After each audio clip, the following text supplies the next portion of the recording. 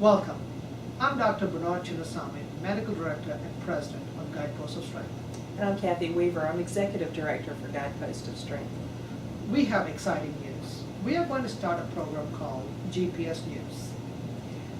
We're going to weekly look at the issues that are interesting to you, cancer patients and the family and friends of cancer patients. We're going to have experts talk about their response to news that's coming across in the major networks and news stations. Now, you can be part of this too by submitting your questions to our website, cancergps.org, and we will be happy to field your questions. Since it's summer and everyone's out in the sun a lot right now, we're going to talk about what's probably the obvious thing to talk about is skin cancers. But we're going to look at a couple of different issues that may affect you and you may not even realize it right now. Correct. Skin cancers are broadly divided into two types. Things that can potentially take your life, like melanomas, that can spread to other parts of your body, and cancers that just stay local, which can be taken care of usually readily easily by surgery.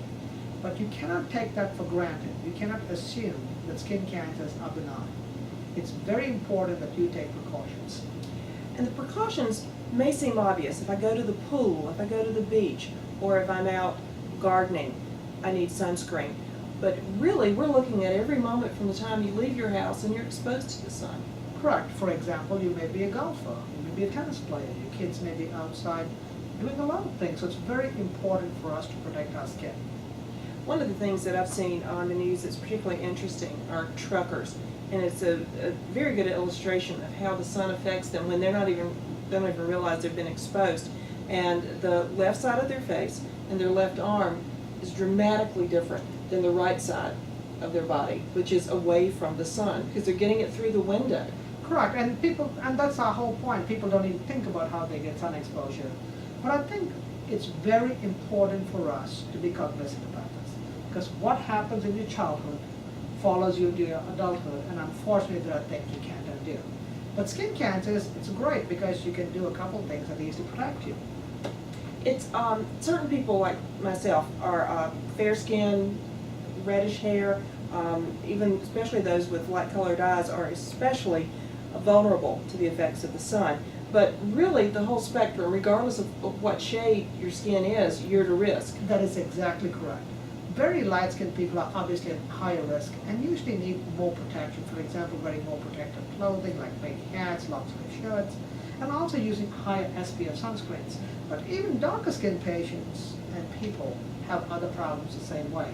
They can just get away with much lighter SPFs, but cannot take sun protection for granted because it's important for them to have that too. One of the things that has concerned me, and we're seeing a lot of this in the news right now, is people who artificially tan. They are exposed to the UV rays of the sun, the damaging rays of the sun, but they're exposed to them indoors in tanning beds. And I think a lot of people have the misconception that this is a safe way to get what they consider a healthy glow. Correct. Well, you know, people are very interested in looking tanned and healthy, but the reality of it is if you don't get your tan in the right way, it's going to be relatively unhealthy for you. So if you're going to go to a tanning bed, my best recommendation is avoid it. The American Academy of Pediatrics strongly recommends nobody less than 18 go because it clearly increases your risk of cancer. But even in older people, the risk is clearly there. And if you're going to go to a tanning bed, I suggest you do due diligence and make sure they updated the equipment, they got all their new bulbs. So many moving parts to this. Best, in the short answer, avoid the tanning bed. And never ever let a child go in it. That is correct.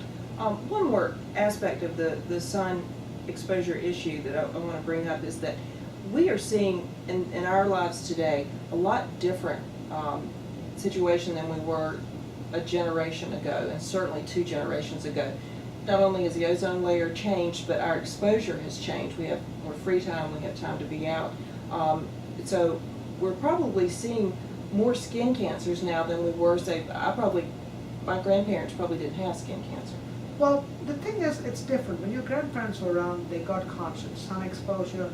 It wasn't what we call weekend exposure, for example. So they were uniformly tan because they were out a lot of time. Okay. They spent a lot of time working outside, and a lot of the agriculture business, people just got tanned.